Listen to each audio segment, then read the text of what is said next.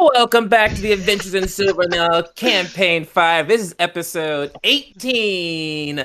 We are going to start this off with a recap and an untraditional recap because the players are going to give us recaps, but not just any recaps from their point of view. So, Much so we're going easier. to start this. Hey, we're going to start this off with a roll of the dice. Everyone roll me a d20. Good old luck check. 8. 8, that's not high. No. 7. Oh, Oh, 6. Erica, you roll a 5. I did a 12. Okay. Whew. I got an 8, I 7, got a 6. 17. Of course, now I would roll high. Oh.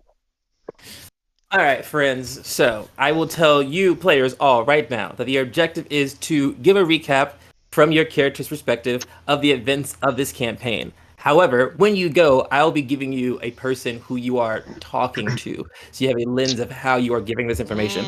So we'll start with our friend Erica. Desiree Almira is recapping this to Megas Solapora, her contact and her person who sends us on missions. So how would you tell your handler how this mission has gone from episode 1 to episode 18? Give us sort of a... Well, I think things have been, all right. It's kind of hard to throw one broad, statement about how the journey has been up to this point, but, some wonderful things have happened and some, not so great things have happened, but, along the way I've learned lots of new things, and of course that's the most important thing to do after all. I've made some friends, Sylvie especially, has become probably my first and closest friend I've ever had, and that's been very special to me. And we've done some really powerful magic. I mean, you would be shocked. I think you would actually be pretty proud of some of the things that I've been doing out here. I've been maybe, as you would say, causing a scene, but in a good way.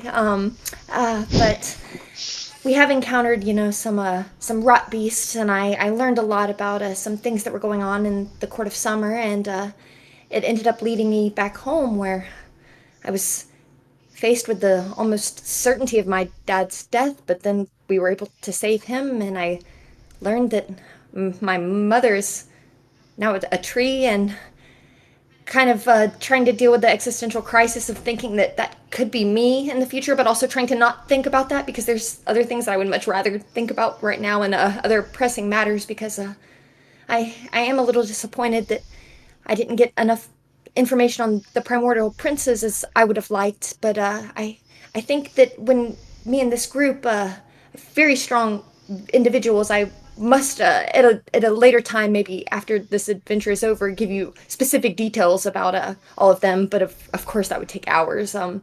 Nothing we have time for now. But I think if we all put our brains together, we might make a good but unassuming team.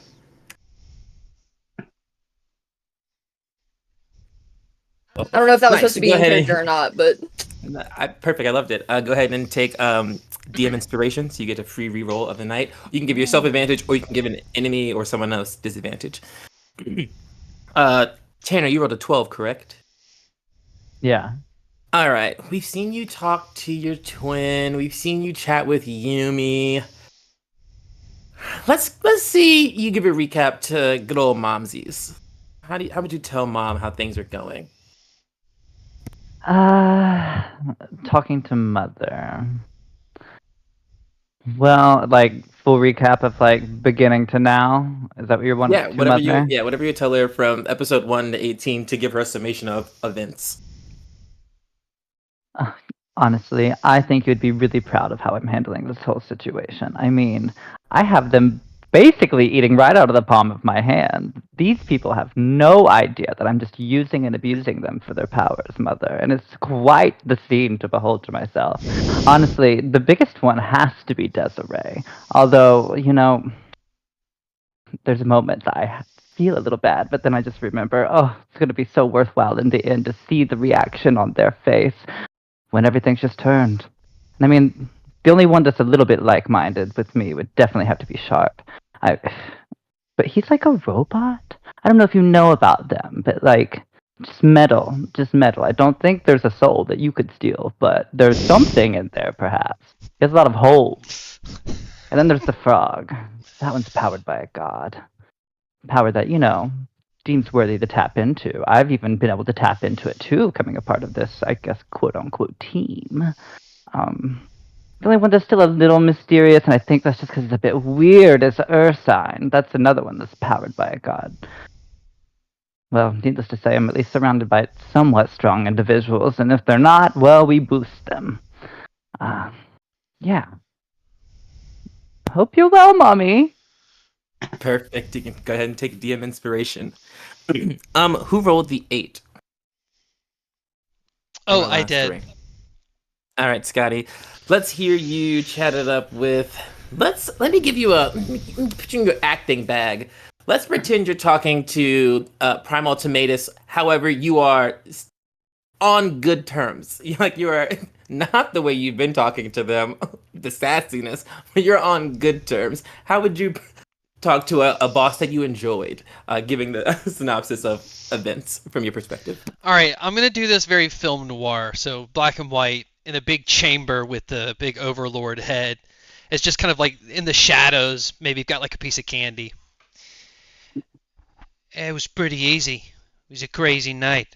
I just destroyed a bunch of crackers after I infiltrated their base, and, well, turns out they had special blood that belonged to the Fae, so I killed them and took their place, and now I'm part of something huge. The Fae's gonna get destroyed unless ley lines are closed. Primal princes once sent off to the elemental planes are coming back, destroying the place, so, yeah, I'm pretty important. I'm with a ragtag bunch. Ursine Grills. Looks old, mid-50s, tired man, nature guy. Best at martial and survivability, but speaks directly with Agba, goddess of wisdom, knowledge. I can use that. And you got this chick named Desiree, a tree made of fire, or the other way around. Very proper, secretive. She's baited by knowledge. Useful in combat for healing, though, pretty good. I think she's a spy from the SDA, floating school in there. Could be useful. But I'm not going to tell you everything till you pay me. Sylvie? Oh no. Just flying little pixie. Saucy, sexy little thing. Dainty, about 3 foot. Albino, got some lavender coloration. Got these 6 skinny wings. They fight with these giant chain mace. You'd love them, but they're shady. I don't know what to do with them yet. I need more answers on them.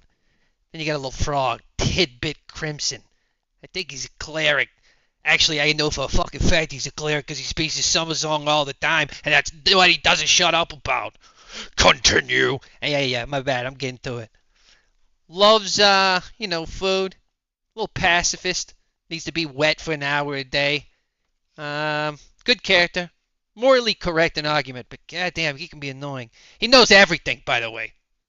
I don't know. He's got something in his brain. He doesn't tell anybody about it, but he's seen it all. I don't even care anymore. That's about it. Well, now he's sailing by a river, so you want more, you're going to have to fucking pay me. Out. Perfect. DM inspiration. Who got the 7? It was Andrew or Ben? That was me. All right, Benny. Let's see. We've seen you chat with Summer Song. Let's go with Demina. How would you give a synopsis to these events to Demina, your homie?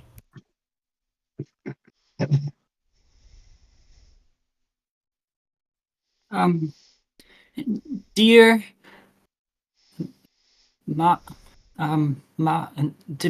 Queen Demina, mother figure, Tidbit is not cut out for teamwork. Tidbit is unsure of what to be doing. Tidbit was not expecting to fall through a portal, though Tidbit is grateful Tidbit did not have to go to graduation, but to be forced in a team and sent on a journey to walk? We've walked everywhere. We haven't traveled or flown or teleported. Tidbit is used to being in a bubble or a carriage or I don't know. But Tidbit is forced to travel with his companions. They do strange things to Tidbit. One of them speaks to nature, the plants, I didn't think you could speak to plants. I didn't think plants were alive. This is giving Tidbit some moral quandaries based on how many salads Tidbit has eaten. Speaking of eating, there is a cheese that I thought I could eat, but the cheese was filled with metal. Tidbit is unsure what this means for the future, but Tidbit knows that this cheese is employable, and that could be useful for the world. To make food, have jobs. We should look into this. There is a classmate. I do enjoy her. She's very knowledgeable. I believe more so than me, but that scares me sometimes. Because I think she knows more about Tidbit than Tidbit knows about Tidbit, because Tidbit has not spent a lot of time thinking about Tidbit. And then there is a fairy who summons demons. And is nice? And is not a fairy? Tidbit will need to investigate.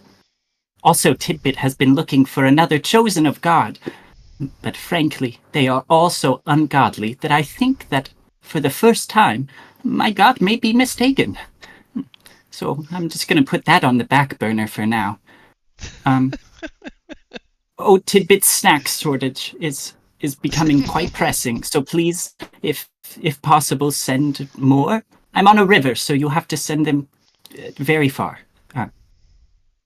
And water. Send water. Says the guy on the river.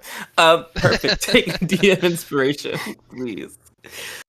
And last but not least, my friend Ursine. Let's see. Ursine doesn't have many friends. I could just talk to a tree that's around. Drama. Ursine, how would you explain these recent events to your parents? It's like one of those like family gatherings. Everyone's going around the table, kind of like giving the synopsis, and you're the kid who is the black sheep because you're the least Will of Wisteria like in their opinion. But how would you surmise these events? Hey, you're looking good. You're looking good. Your like wrinkle folds are coming in nicely. I know that I've been away for a little bit. But I've been on mission. I know that I was looking forward to not be on mission anymore. But I was sort of dragged in by well, by our ancestry to the Fae. I presume. Honestly, I don't know why I could have. I think that there's some like God of Times sort of stuff going on right now, but I don't know why they couldn't have like picked me up when I was like 20 years younger. But I guess because it hasn't happened, it didn't happen. Time is weird. I still talk to trees. They're all mostly very kind. I have been running into some suicidal trees. That's been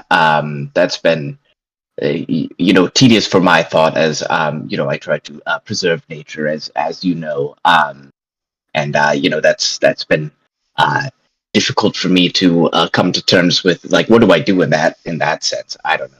But regardless, those are personal issues. But we are attempting to not kill primordial princes of elements and whatnot.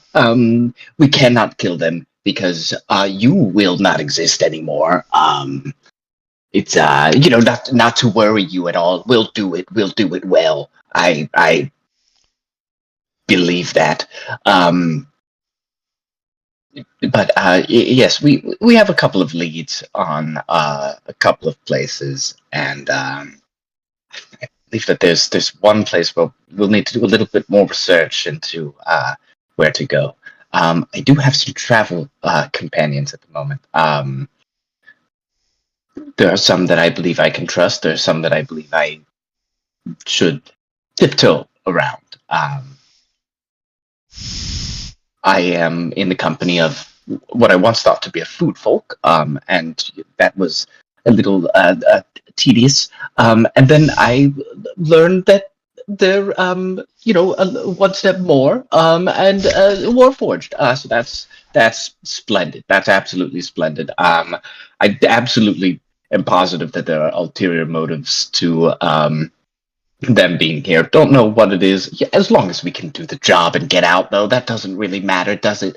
There is somebody who summons, works with demons and whatnot. I'm gonna keep my distance from that. I'll tell you what. Demons and me, a person who has a soul. I don't know if that's something that's going to mix very well. I am. I know you don't like me to bring this up very much. I am in search of someone known as Flora.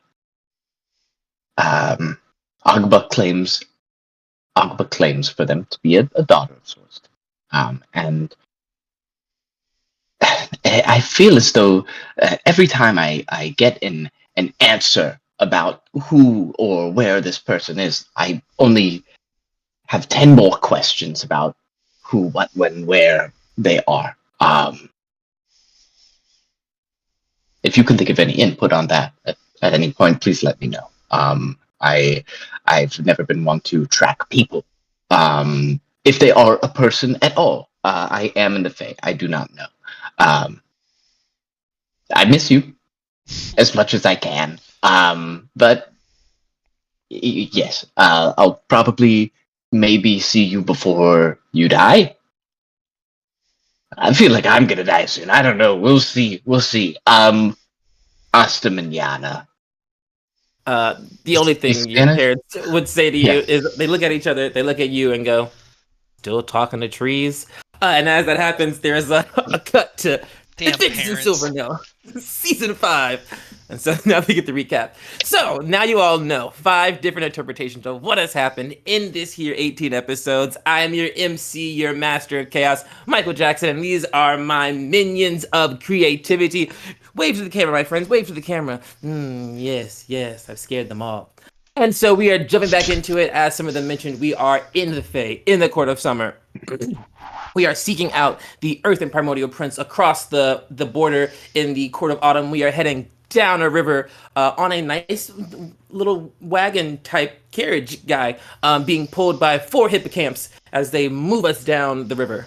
And if this is your first time here, then you don't know what's going on. But for us, but we're back into travel days, so we're hitting highlights. And so the question I have for the players is English is fine. Do you have your highlight on the road or when you make camp at the end of your trek? And I'll just start at the top. Andrew? I will do it on the road. Gotcha. How about you, Scott? I'll do it on the trek. He's the chatty today. Erica? I'll switch it up. I've only ever done on the trek before, so let's do it at the end of the day. Okay. Oh wait, that's what I meant. I meant whatever's after the first thing. Changing I his wanted to do it later. I thought it was road or trek. I thought trek was the later one. Not the same thing. I blame work hours. Tanner, would you like to do your scene on the road or in the temple? We'll be nice and clear. You can say trek if you I'm gonna mean be temple. given roadies today. Roadie? Gotcha. And Benny? I think I'll do temple. Temple. Okay. All right, Tanner. We're gonna start with you. What scene? Set your scene that you're having wherever you are, whatever's going on. You can have some narrative freedom in the moment as you are technically on a bus, but you can have moments aside, or you have wings. You can fly around if you need to. But where do we find you on this road? What are you doing? Yeah, I mean, definitely, I'm just like trotting along with the party, not really trotting because I'm floating, because why would I use my legs when I have wings? That's the real question. But I'm gonna like float over to Ursine. Imagine it's traveling with him and his 3 blights in a trench coat, and start to talk to him and just be like, Ursine, I feel as though we haven't really connected. I feel the rest of us, or like me, or like really the rest of us, yeah. I just don't feel connected to you, is what I'm saying. Oh. Oops. Yeah, see, that makes it feel intentional on your end. No.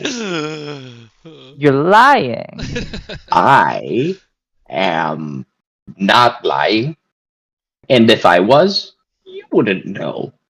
Insight check, deception check, or persuasion check if you're telling the truth. You get to keep that roll a secret until you see those numbers. Give an insight. The chuckle. 27. Ooh. Oh! Wow. Wow. I rolled a 15. All right, and where's deception or persuasion? A deception, for sure. Sylvie, you are attuned to the fact that this man is lying to you. You don't know what he's like, why he's lying, but you know he is lying. Continue. Well, can we talk about it? Can we get to the root of it all? Really, that's what I want to know.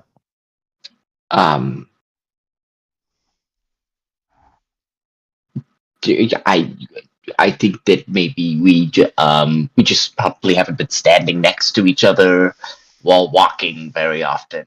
Is probably the reasoning. Probably.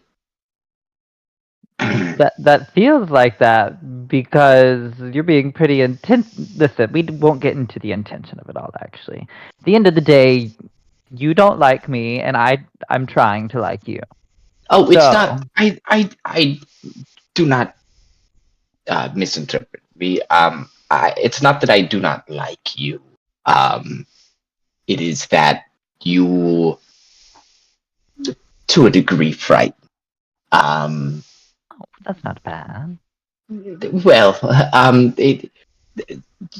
you are a little bit more violent than most people that I normally keep company with, which is a little bit out of my depth. And See that?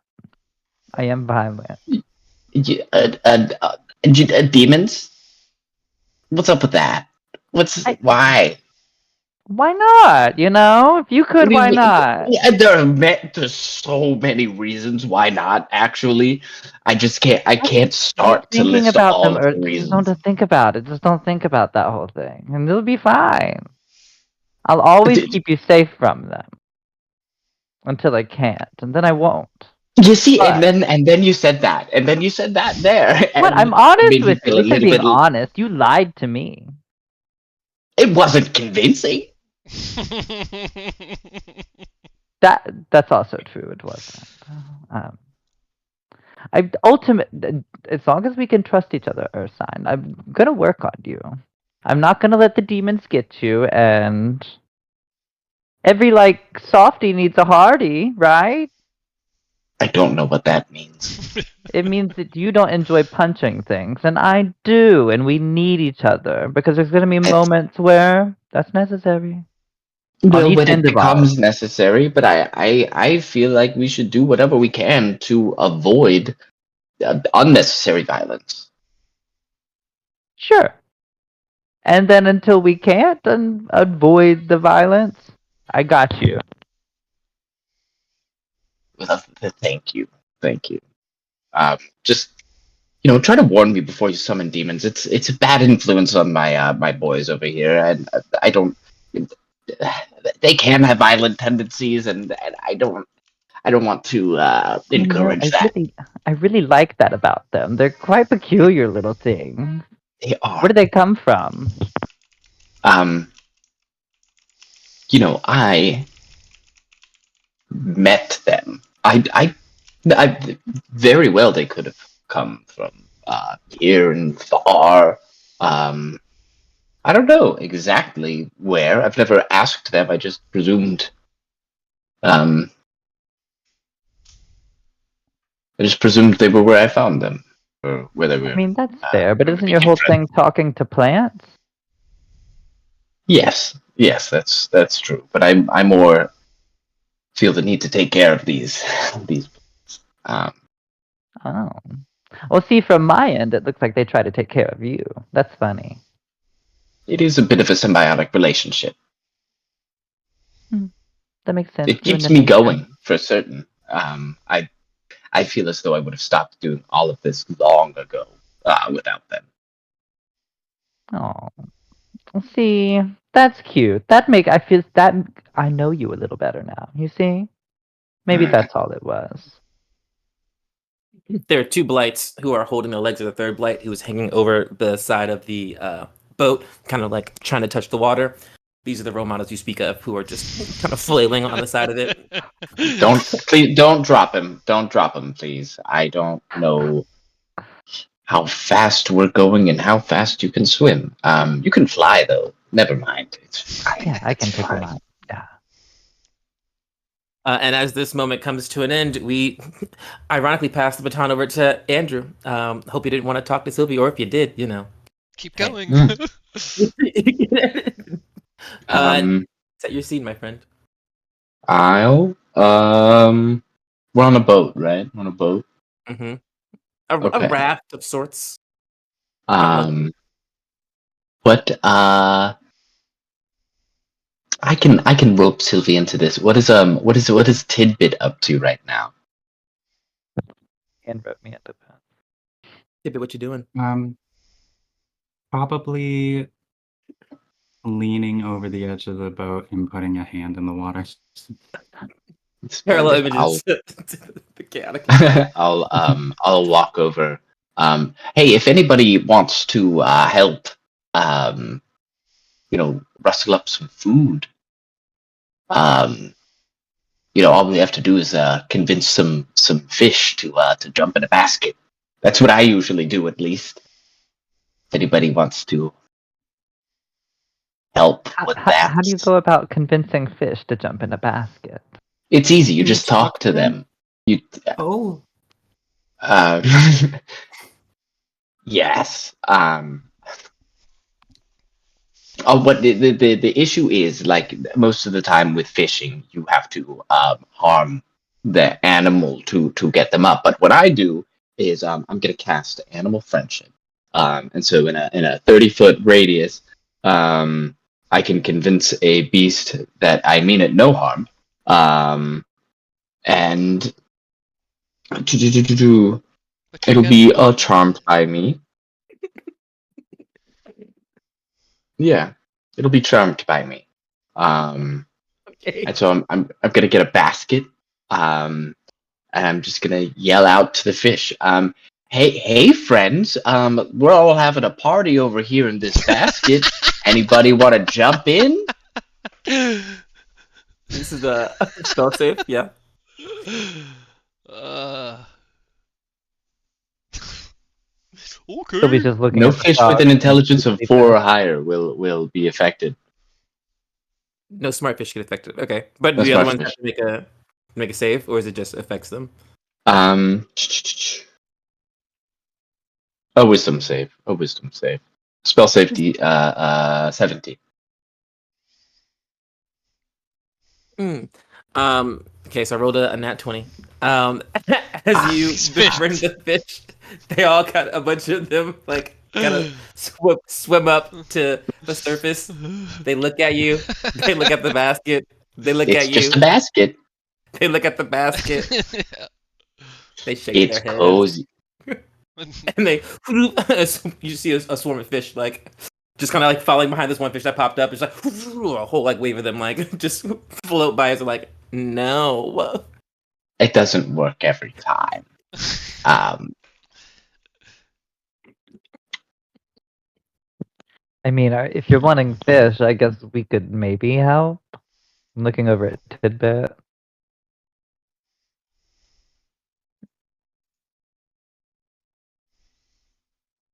It was like I don't hit things. Yeah, I No, wasn't but you're a attempted. frog. You get in the water. Oh, Tidbit's used to eating the food, but Tidbit has not actually gotten the food before. Well, it's an important skill. Ursine's right. Tidbit is considering the moral and ethical qualms of jumping in to kill fish. No, you don't have to kill them. You don't have to. You don't have to kill them. You just have to convince them to get into this basket. You don't have to do that Tidbit either. can do that. What? Okay. That was yeah. Tell me how you do that. Yeah. Should we not do the basket? You can do the basket, Tidbit. I just don't see us convincing a bunch of fish to hop in a basket. It's the nicest way to do it. It's humanitarian. Teach me.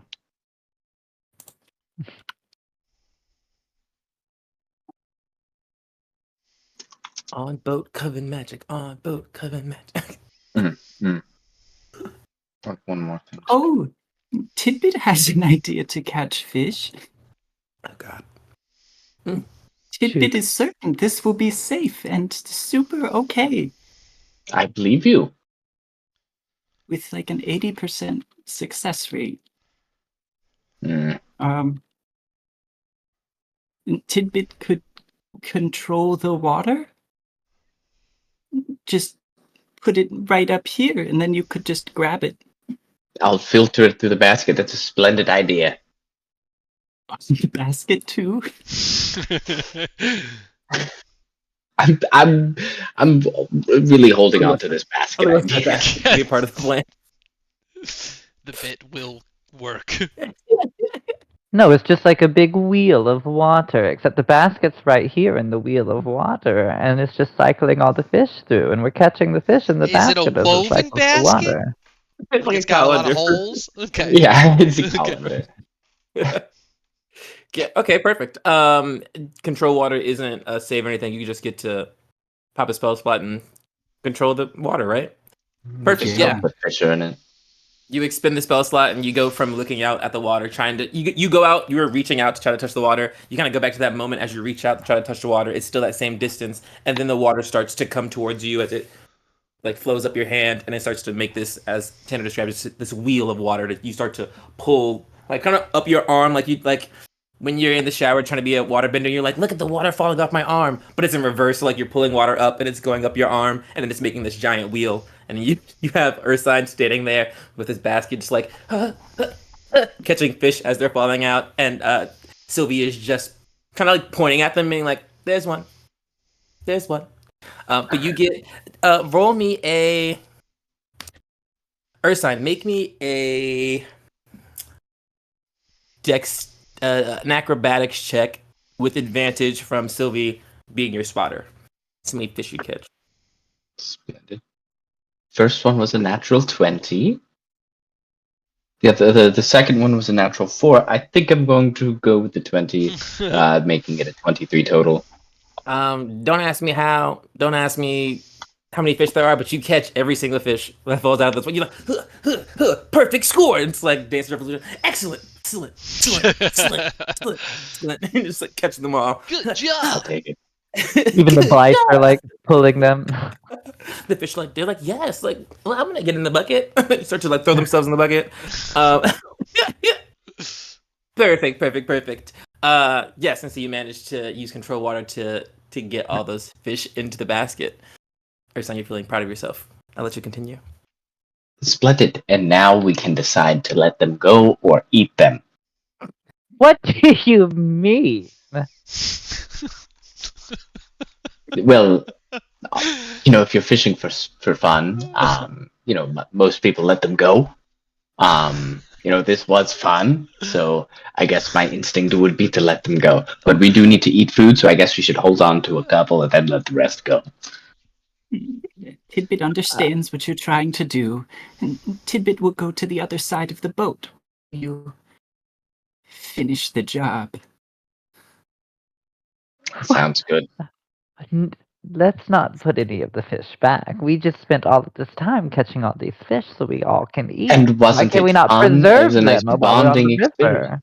It We can was. keep a And just couple to preserve. we can bond further by keeping them all and eating. We bond when we eat together, do we not?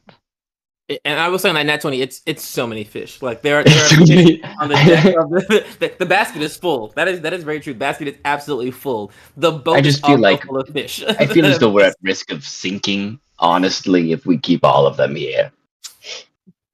Just flapping fish, just flapping on the. Fine, I guess we can scoot some off. Okay. I do want to keep one as a puppet. But What? that's a separate thing. That's a separate thing. Clearly, Would you explain? I thought he was gonna say pet. He said puppet. And I was like, Oh, oh, the puppet. I have children. I don't... Can we use a live fish as a Like the puppet? child-friendly fish puppet. Enjoy your puppet, So- son. It disappears in a week. Is Yeah. the fish going over your hand? How does this puppet work? Yeah, pretty. Yes. Chop the tail off, stick the arm in. Right in. yes. It seems morally wrong. Sharp's just Absolutely. sitting on It's the for front of the the boat, joy of his facing the children. direction forward, so his back's to everyone, just having to eat sounds fucking miserable. Yeah. As this chaos is going on, as Sylvie and Ursine meticulously choose which fish gets to live and which fish gets to die, we have Sharp Cheddarfield, who is dissociating as he's watching the front of the boat, looking at where the river is going. Desiree is on the boat. Are you doing anything in particular in this moment, Desiree? I imagine she's kind of curled up in a ball in the very center of the raft because, rivers are not her forte, probably trying to avoid being splashed, but I imagine she's just kind of curled up and the fish are like slapping against her as she's also disassociating with everything she just learned about what's transpired at her home, and like little puffs of steam are like coming up as they're like hitting her, but she's just locked in her own thoughts. All right, so I mitigate what I said. As Sylvie and Ursine are trying to decide which fish get to live and which fish get to die, they notice that there are some fish that are just seared. The closer they get to Desiree sitting in the middle of it, the stress she is. She's hot. She's producing heat. She's trying not to burn the ship. She's trying to just be calm, and she is just like a cylinder of fire, just like working real hard. So as fish get near her, they just kind of fall down. So you start to collect those fish as Ursine starts to put the other fish back into the ocean. As this is happening, I need a perception check from Tidbit. Before rolling, I can just say 20, and then I'll roll my actual. I know what your passive is. What is that girl? I'm like, my passive, just in case I don't have to roll, my passive is We're clear. 21. Perfect. You notice there's all this chaos kind of happening behind you as you try to like you're pushing out death from your mind. Like, don't think about these fish dying. Don't think about it. You're looking out at the back of the boat where you're coming from, and as you're like looking out over the horizon, you see what kind of like feels like the ground starts to shake. It's like, but it feels like the boat. It looks like the boat is shaking from your view, like your vision starts to get rocky. But then you recognize that the boat itself is not moving, that the ground that is behind you is moving. So you have the river, obviously, that you're on, and then there's the two sides. You see the ground is literally shaking.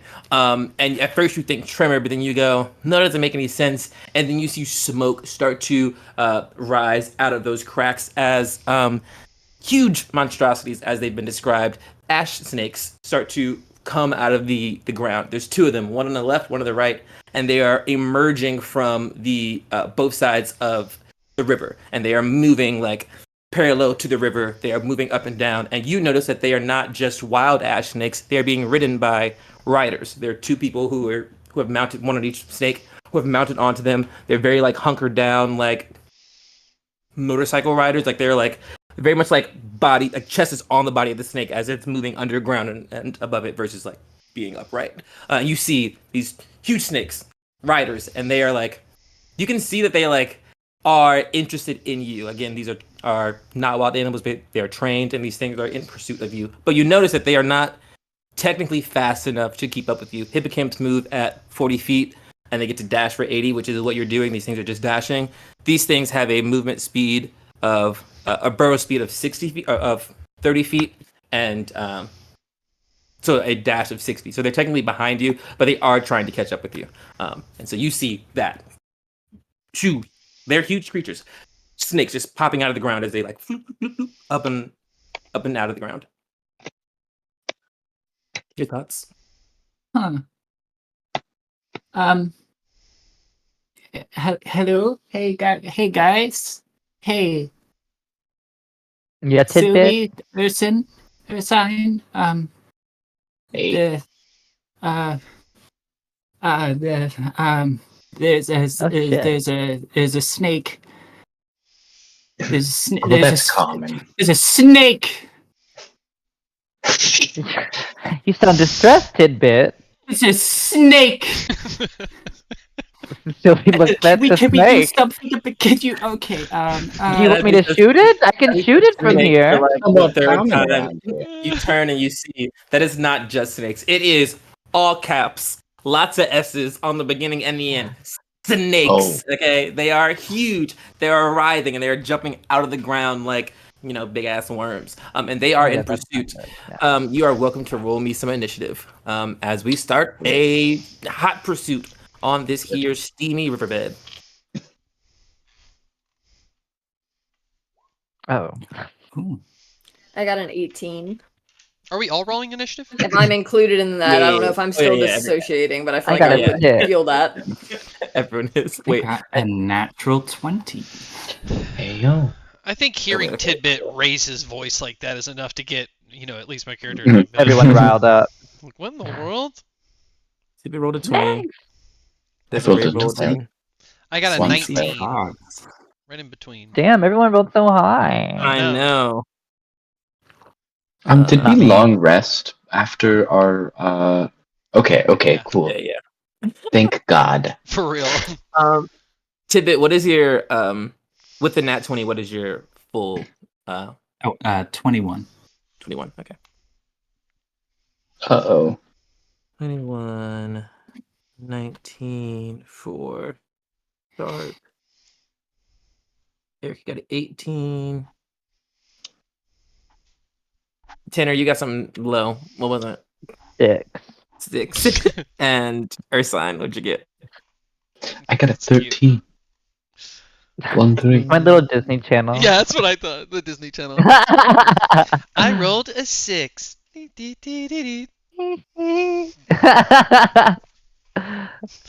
Oh, right. So things that you have this carriage you're on that is, being held together. That is, In what the you're water. riding in. In the water, being pulled by 4 hippocamps that are moving forward.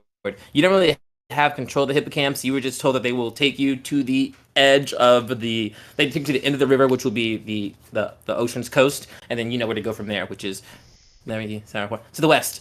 That's where you're going. So you don't really have any control over these unless you were to do something to allow you to speak with them or give you some sort of control over them. They're kind of like autopiloted. Carriage, horses, party, great. And these things rolled also a nat 20 and a 19, but they have +3s, so they are both going to go. And we're going You're early. 13.4 miles an hour if every 6... Wait, no. That's not true. 6 seconds. I'm going to figure this out.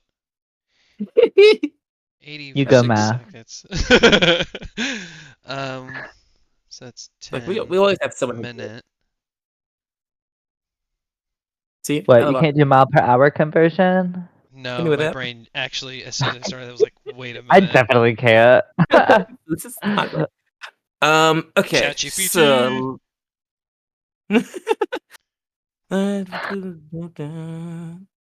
let's see what these things gonna do.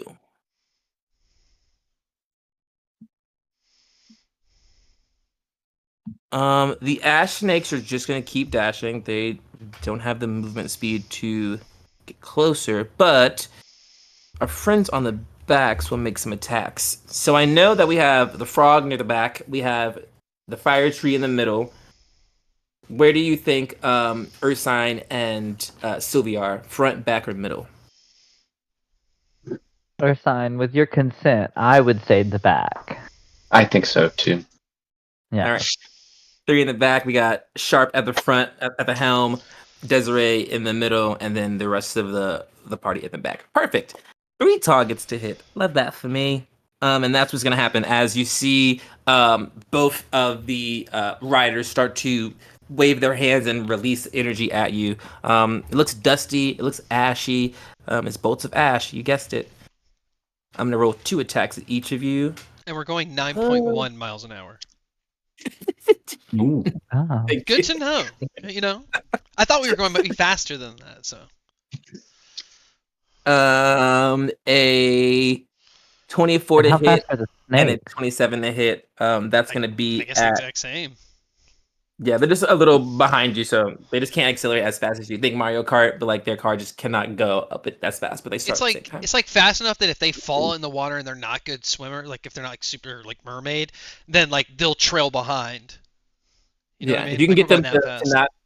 Yeah, and also you know that they are dashing. So if you can get them to at least the snakes are dashing, the riders aren't. They're just riding them. But if you can get the snakes to have to spend their action to do something else, that it would significantly slow them down. Okay, tidbit. Uh, a 24 and a 27 to hit. I'm assuming those hit. Yes to both. And you're gonna take 17 points of necrotic damage. And then the next person to get hit is Ursine. A 19 and a dirty 20. Of course. Of course. Of course. 24 points of necrotic damage. Sick.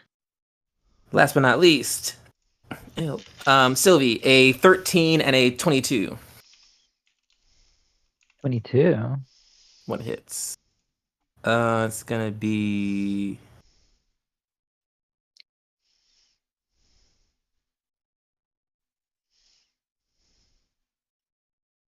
oh, I should have wrote 2 of those. Half of 27. Thank you. 13? 13. Yes. I was like, I don't want to do Yeah. it.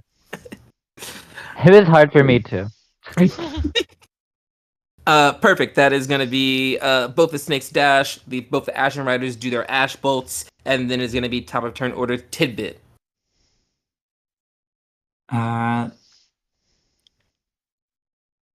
If I were to make an emboldening bond, would I be able to get sharp into it? Yeah, they're both not that big. Okay. Then I'm just gonna make an emboldening bond. Set that up here. Connect our spirits.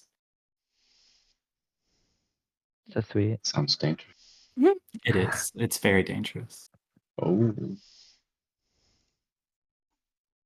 So we get extra D4 you can use to an attack roll, ability check, or saving throw once per turn. And we can teleport to each other if we're within 30 feet. Perfect. All right. That's your action. Any bonus actions? No bonus actions. All right, Mr. Cheddarfield, your turn. Okay, are they still behind our raft? Yes, they are 20 feet behind you. All right, I'm gonna cast Wall of Fire right behind our raft, but since we're moving, it's just gonna go right into their faces, them and the snakes. Perfect. So that is a Dexterity saving throw. Dexterity saving throw. For them. Okay. Ooh. And I'm using my wand to cast it to get extra damage. All right. So it looks like a 15, a 10, and a 6, and a 13. All fail. All of them take 33 points of fire damage as they run or swim right through a firewall. And then I'll immediately drop the concentration, so it just goes right into their face, and then when it gets behind them, it disappears. And then, I can't cast my dude for a bonus action. Hold on, I can do something as bonus action. I know I can. I believe. I'm wrong. Okay, I'm done. I'm just gonna stand on the front of the ship. You see as you hit them with that fire that the riders are you hear them like kind of verbalize the effect as they kind of hit the fire, like ahs oohs because they go through fire. Are they Things Are they that hurt. sarcastic like that too? Owie! The snakes are a little more indifferent. You pique some resistance to the fire as they come out and their scales are just glowing red versus like being on fire, and just for things you would note. Perfect. That was sharp. This would be Desiree. Since we are in the court of summer, does she happen to recognize the riders on the back, or do they not seem like they're from around here? You know that the snakes are of the court of summer. Um, let's see.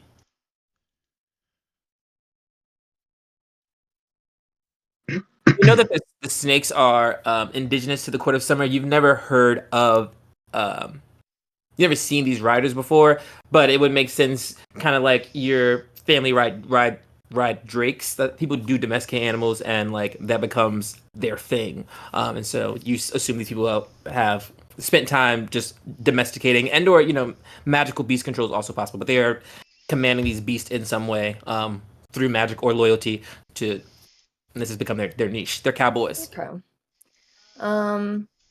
Des is gonna cast Speak with Animals on herself, and she is gonna call out to the snakes and say, "Is this truly your heart's desire? I see you're such magical beast, so powerful, and here you have a creature that's far below you riding on your back like it owns you. Is this truly what you want, to be a slave to this other creature?" Make me a animal handling or insight check.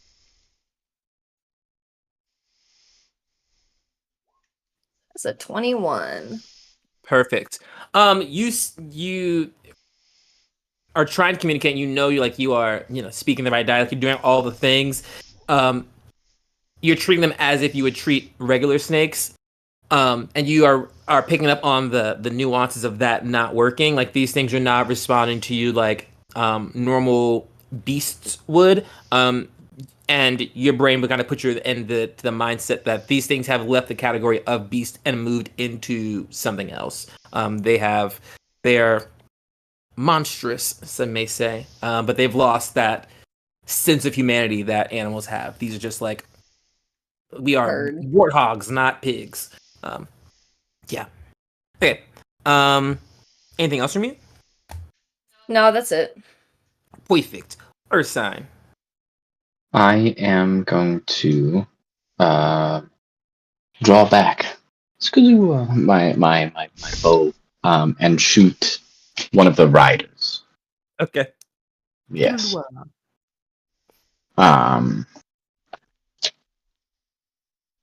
That is going to be a 23 to hit.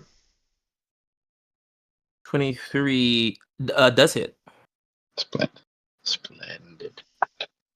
That is going to be it's going to be 6 piercing damage, and if the rider could make a strength saving throw, DC 17, please.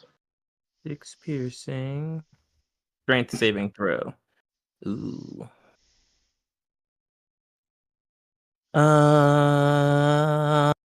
That is a 19. Disadvantage.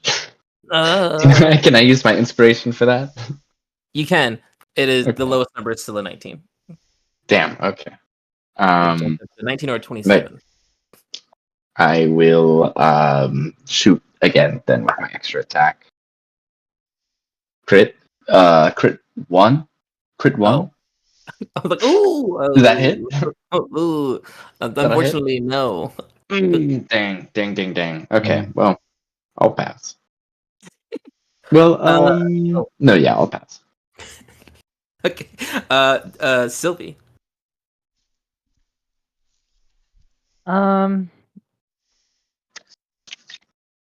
So I won't go right into being violent, I guess. Oh.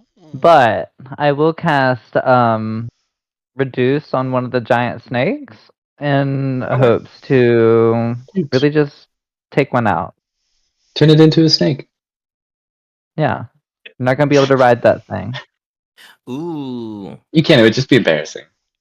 That part. So that'll be a constitution save from Snake. Snake. Uh, Oh, and before you roll that, can I say that bonus action before casting this that I arcane augment spell reduction? So it has to no. subtract 5 from its roll. Nice. Sorry, I meant to say that Are first. you doing this to the one that Ursine just shot, or the other one? Which one was the one that had the rider that hit me? Was it whichever one that was? And only one of them hit you. Okay, so we're gonna say it was the one that That. didn't get shot. Okay, great. And it's doing a Constitution saving throw Yeah, minus with 5. -5. Okay. So it's actually just a +2. A 14. That's a fail. Are you sure? I'm positive. You need an 18. Okay. Well, what happens to me? You're reduced and your size that's is half. getting Yeah. small. Perfect. So it goes Yeah. from a huge creature to a medium-sized creature, which is interesting because the rider is also medium-sized. Hello. How does that work? Gotcha. It's like a piggyback. Just a little slower now. Okay, but no damage. Okay, great. Yeah, you see that the one on the left is the one that's still huge, is like doing this like dolphin-esque like motion. Like it's coming out of the ground, back into the ground, out of the ground, back into the ground. This other one that it jumps up and you hit it with the reduce and it starts to slide, but it is much smaller. So this the guy's still on it. He's just like doing this thing versus the epicness of this. But also you do note that it is moving slower because it's covering less distance now. So you see that man is mad. But he's racing. We squad. Yeah, it also has disadvantage on strength checks if anyone Oh. ends up making it make one too. Perfect. Good to know. Good to know.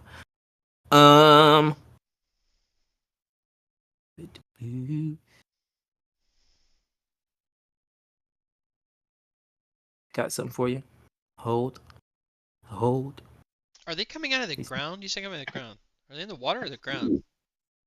They're in the They're ground. in the ground They're next to on the ground us. beside. Yeah, there's one on each side jumping out of that. Very Trimmers like they're jumping out of the ground and Gotcha. but they move through the earth like water. Gotcha.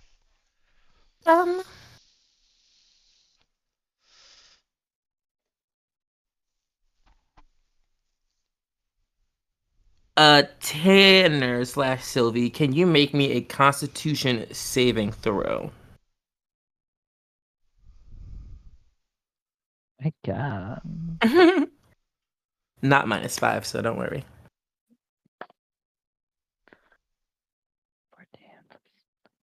23. Damn. Okay, that's a pass. I got Constitution and Charisma, No, it's baby. fine. The 2 C's, I guess. Nothing happens to you. You see that you are hit with another blast of ash, but it doesn't. You just kind of wave it off, like shitty pixie dust. Perfect. I know all about that. Okay, so we got 2 snakes at different speeds now. Okay, so big snake is going to. I think it effectively just has to keep dashing. It does. It's going to keep dashing. But its rider is going to look out, and it is going to gaze.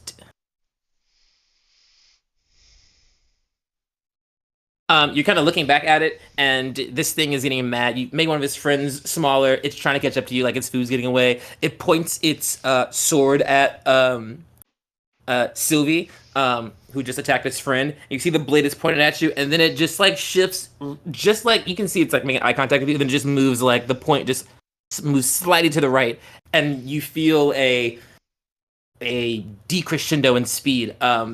Sharp also feels it as you like are kind of tugged forward, and you see in front of you. Well, you're close to the front of the ship, so you have the visibility. You see one of the 4 hippocamps just blinks out of existence. Some may say it was banished, but it just reduces the speed of the cart by 10 feet, and so it's still moving. They will get 10 feet on you, but they're still 10 feet away from you because they had a 20-foot gap. But they are making this movement towards you. That is what one Ashen Rider does. And the second one is going to. He's so tiny. He's so mad.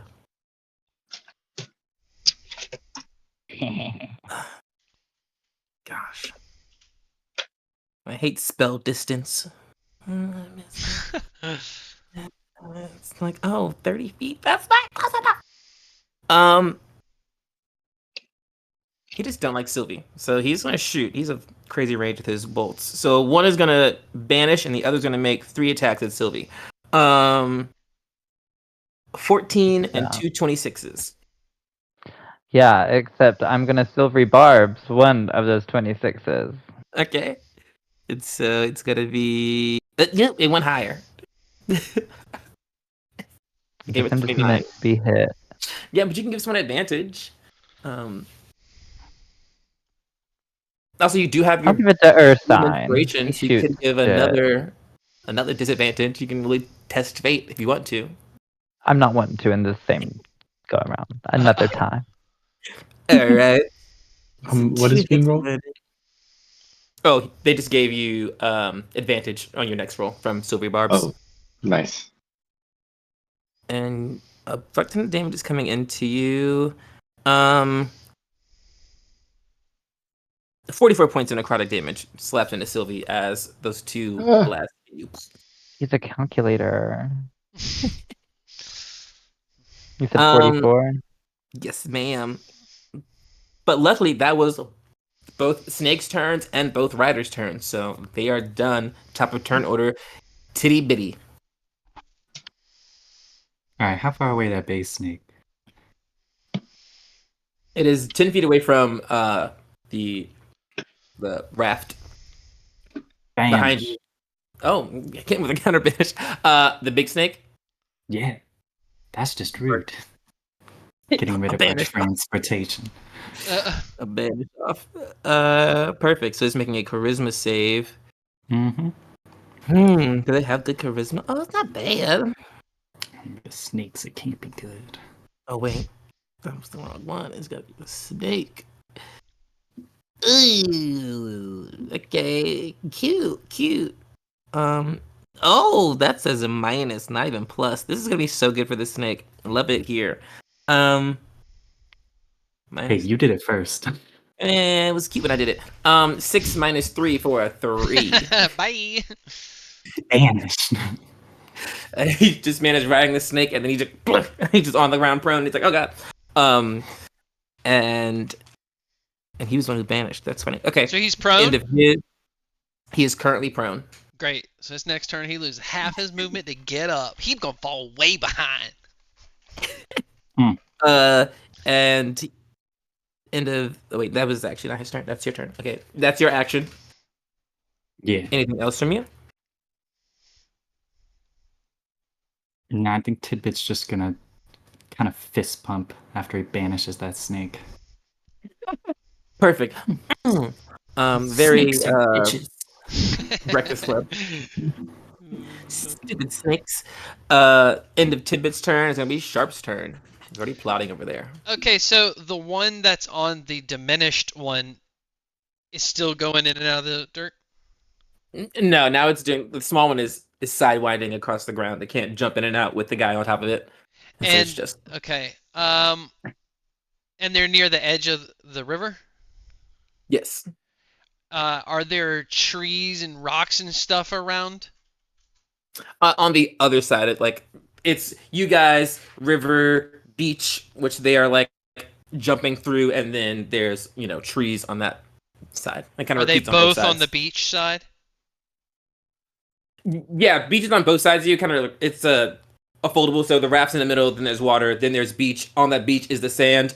Next to that sand would be trees on both ends. Are there one is trees that just are within 20 feet of the edge of the riverside? yes. Okay. Changed out my spells because I found out I could do that for an artificer. Took some new stuff. I'm going to cast Web.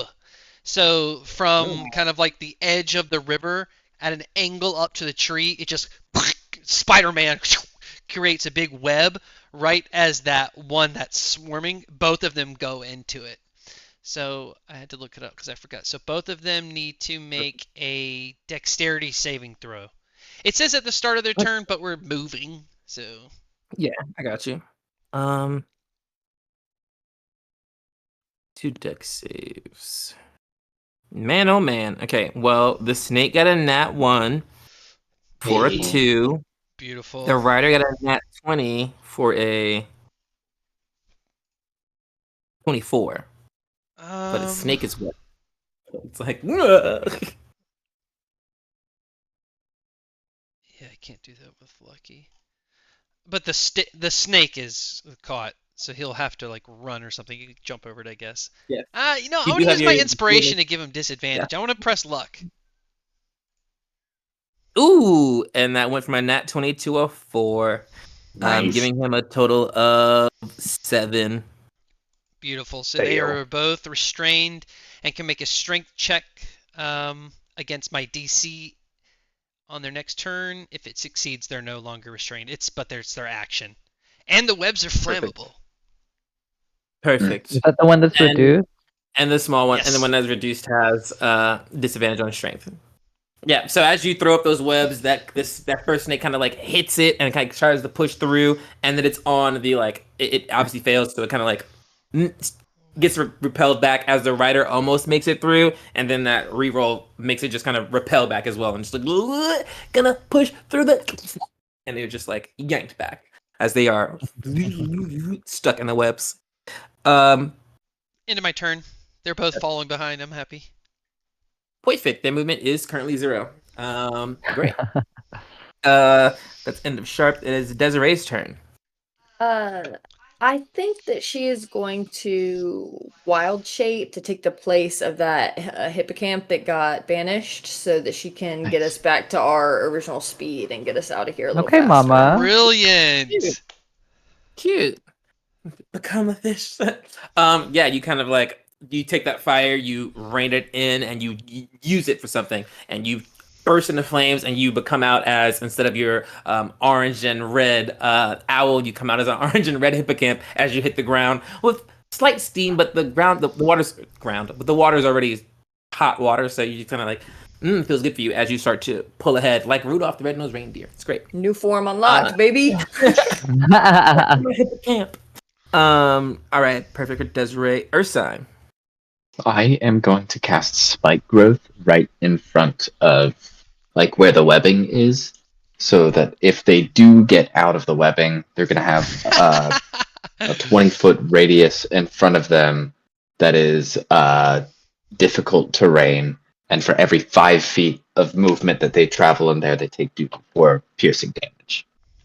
Perfect. Okay. It is camouflaged, and they can't see it unless they succeed a DC 17 perception check Okay. Nice. or wisdom. Perfect.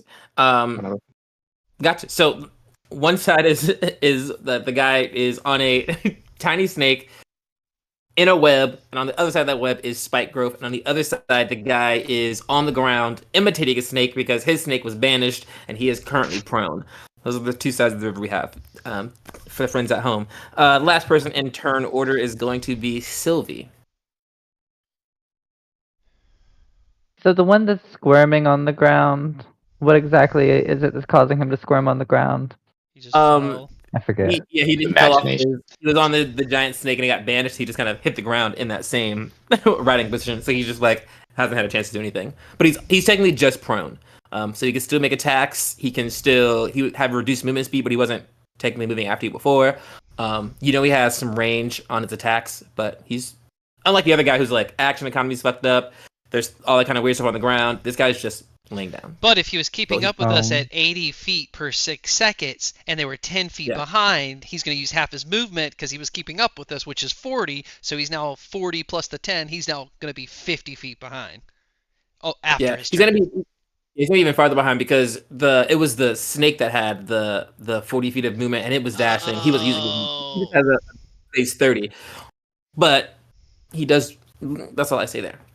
But well, for shits and giggles, I'm just gonna pop off some Eldritch Blast at the one on the ground. Yeah, just to be nice. Oh yeah, I have advantage on. Prone bitches. The first one is a 21. It's. Second is a nat 20. It's. And the third one's a 28. I'll hit. I just need to know what give me the 3 damages separately because he's making Constitution saves, just to make sure I get it right, or concentration check. Okay, make sure I have a D10. That's a D10 Tanner. So the first one is 9 force damage. Okay, he passes that The one. nat 20 is 19 force damage. So it has to be 28. And then the third is 8 force damage. Those were good damage rolls. So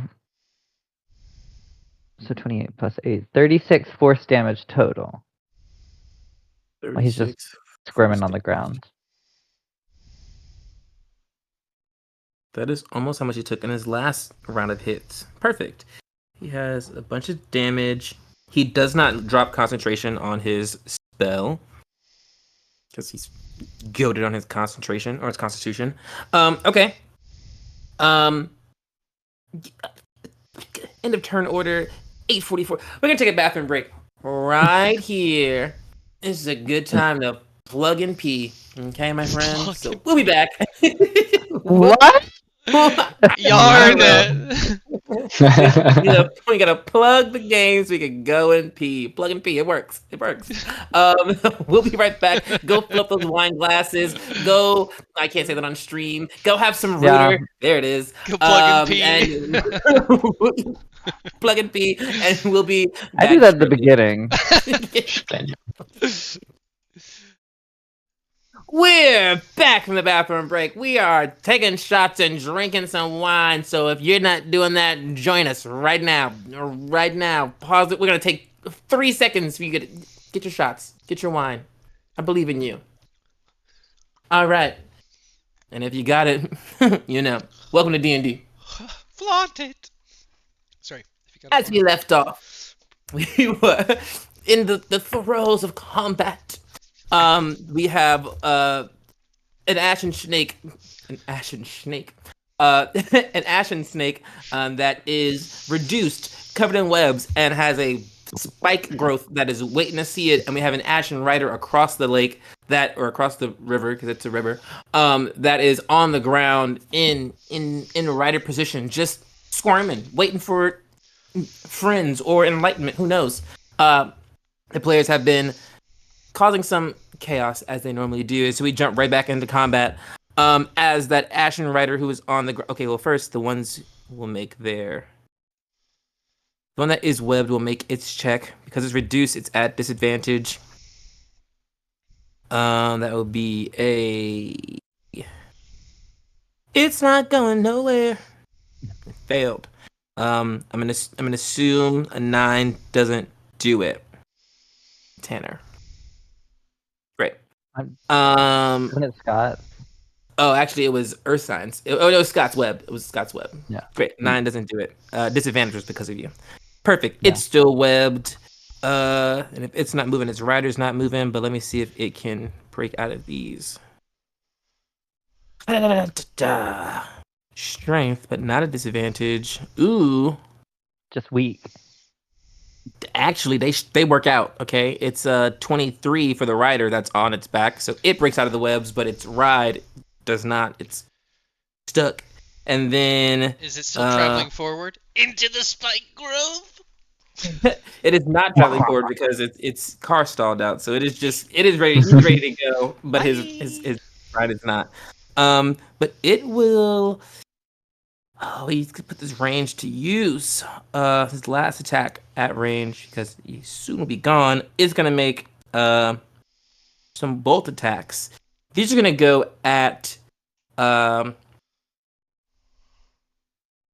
guy got at the toad, who cast the banishment. So we're trying to break banishment here. So let's see what happens. Oh, um,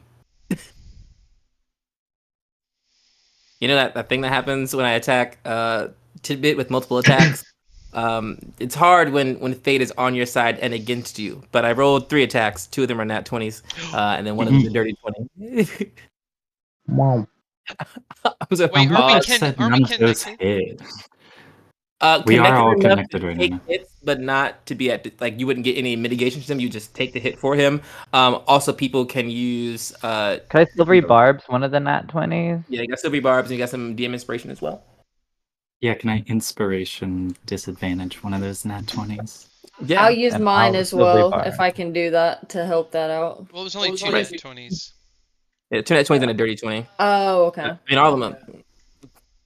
We I'll love no I'll hit. still use it on the dirty 20 to see if it can get worse. I mean, 0 hits is better than 3 hits. Yeah, don't fuck with our tidbit. What's a double disadvantage? That's gotta Sometimes be it gets really fun because the demonstration doesn't technically count as advantage, so you could do disadvantage and then there are some loopholes there. Anyways, I'm not gonna get into it. 3 d20s. Does a 16 hit you?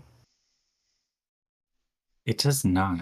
Okay, so we went from 2 nat 20s and a dirty 20 to a 29, a 16, and a dirty 20. So no nat 20s, and one of them misses. So yeah, I'm still trying to fuck you up though. I'll take it. Right? It's much better now. Wait, what? Thank you for the team support. Teamwork. 46 points of necrotic damage. You would have died. You would have died. Mm-hmm. Yes. Still? Oh my. I'm gonna give you that. I'm gonna give you that in halves. Because I need 2 concentration checks. We'll say it's damage or 26. I need a 12. I need DC 12 on your concentration checks.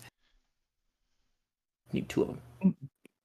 Well, there's a nat 20. Oh, Beautiful. And there's a 13. flash of genius. No, that was good enough. No, he's Oh, already got got it, it. yeah. Oh, okay. I'll do it anyway. I'm a genius. Yeah. No, retract. 12. Yeah, you managed to hold on to that mother frickin' banishment. That's okay. It's fine. The other rider will go. He is gonna stand up from prone. He has half his movement speed, and he is racking his brain on what to do. Bye. He's like, I'm not doing this without my friends. Like, I have to make sure little Bubba Joe Worm is okay. Yeah, they're making last ditch efforts. When the car's like driving. Why do they around want the us corner. so bad? Yeah. What do we As do? everyone is staring over the back of the ship at this guy, you see it happen again. He points his he stands up, dusts himself off. The New Yorker is coming out of me when I start drinking wine. Yeah. Crazy. Well, He dusts himself off. He points his sword. He says, "I'm gonna kill you." He points his sword this time at Tidbit, but then he does the thing where he like just slightly adjusts it again. And this time, the only one who notices this is Desiree, as you are in hippocamp form and you are galloping down the sea. When all of a sudden, these swords appear in front of you, as this man casts a blade barrier spell. And as Scott mentioned, when you are moving and you are going through a wall, it's gonna get everybody. And so as these swords come through the windshield of this car, I need everyone to make me a dex save. I didn't know what kind it was. Ma'am. I got a 17. I got a A 17. 14. Flash of genius. It's a saving throw, so I you get got- +5. I also got a 18. 17. Okay. So wait, who jazzed the +5 to? Oh, Scott. sorry. Tidbit. The so you had reserved a- flash of genius that goes back. So he gets a So it went to +5 Brenda. on a saving throw. So that's a 19. 19 for Tidbit. Tan, what'd you get? 17. 17. Eric, what'd you get? 17. Scott, what'd you get? 17. Andrew, what'd you get? 18. The DC, my friends, was in Aw. fact an 18. No! So 2 of you will take Can't half. take it back. Retract. And the rest of you are Never. gonna get slapped up. Gonna get I slapped felt up. good about the 17. I did too. Such a high That's number. what I wanted. False confidence.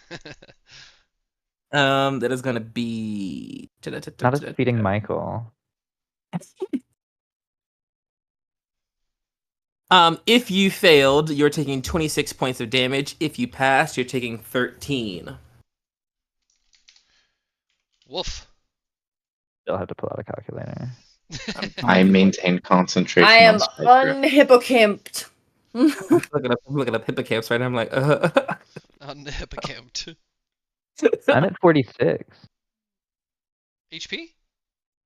Yeah. I'm Okay. at 30. Oof. Boom. Well, as soon as We're we're gonna say done these- here, you can do your The other magic. hippocamps, they passed. So they take half damage. They get sliced up. They do not look good. Okay. Perfect. And you see that man does not like well, you get the blades hit you all on the back of the head as you see that man who's like points his sword and then he like sticks it into the ground. He cannot chase you anymore. His ride is not returned. His friend tried to bring it back. His ride's also fucked up. So that was a parting gift. And I hate you as he points, casts blade barrier, and hurts you all. But you start to Wait. sail off. Oh, Our friends that failed, did you add a d4 from our emboldening bond? ooh. No! This changes No. everything. No. You just needed a No! 1. The 317. I got it! I got 18! Nice. Because I have 1. I got a 4. You get it too. Boom. All you need is 1. We auto 21. I know I still had to add 4. So you all take 13 instead of 26. I am not unhippocamped. Oh my god. That fire starts to dwindle on. It's like, no, and it's like, wait a minute. Yeah. Emboldening bond kicks in. Yes! We love to see it. As you sail off into the sunset, your hippocamps are wounded. Your party is wounded. You also note that the lingering touch of the ash attacks fall away. If you'd have tried to heal while you on the same turn you've been hit by bolts of ash, it wouldn't have worked. You would have wasted spell slots. So luckily you did not. But you all feel like you can heal yourself. Your ride is a little bumpy. Your horses are a little fucked up, but you are alive. You are thriving, and you are in the court of summer, and it's chill vibes. You do get the effects of a short rest. As the rest of this trip kind of timed itself out. And at the end of it, you spend so long on this river ride. The only thing exciting that happens on this river ride is the 2 conversations about fishing and demons and this snake fight. The other like 18 hours is just you guys sitting around real fucking tired. Like just like, the only thing on your mind is that you know this ride ends with you going to face your first primordial prince, and that is the thing that sits on your brains in the moment as you all kind of like are sitting around looking at each other, sitting in this moment being like, damn, like the roller coaster is going up. We are on the ride, and it's like there's no getting off now. We are the will of his theory, whatever that means, be damned. Like we're doing this thing. Jump to the end of this ride. You all get off. You make it to the coast. You can see the expansiveness of the silver the facies that are to the south. It's just massive oceans that kind of glitter and dance around. The water kind of like moves itself in weird ways. It's mesmerizing to stare at. You could stare at it for forevers.